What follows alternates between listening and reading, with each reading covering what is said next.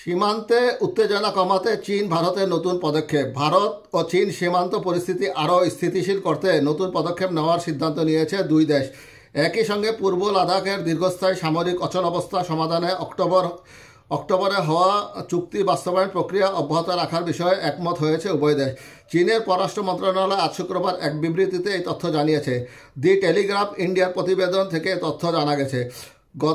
গতকাল বৃহস্পতিবার দিল্লিতে চীন ভারত সীমান্ত বিষয়ে working mechanism for consultation and coordination এর 32তম বৈঠক অনুষ্ঠিত হয়। বৈঠকে দুই দেশ কূটনৈতিক ও সামরিক চ্যানেলের মাধ্যমে যোগাযোগ বজায় রাখা এবং সীমান্ত এলাকায় টেকসই শান্তি ও স্থিতিশীলতা বজায় রাখার বিষয়ে একমত হয়। চীনা পররাষ্ট্র মন্ত্রণালয়ের বিবৃতিতে বলা হয়, উভয় পক্ষ সীমান্ত সংক্রান্ত সমস্যা সমাধানের বিষয়ে ইতিবাচক মূল্যায়ন করেছে এবং তা সামগ্রিক ও কার্যকরভাবে বাস্তবায়ন করা হবে। 2020 সালের মে মাসে শুরু হওয়া পূর্ব লাদাখের সামরিক অচলাবস্থা চূড়ান্তভাবে শেষ হয় গত অক্টোবরে ডেমচেক ও দেবসাং অঞ্চল থেকে সেনা সরিয়ে নেওয়ার মাধ্যমে।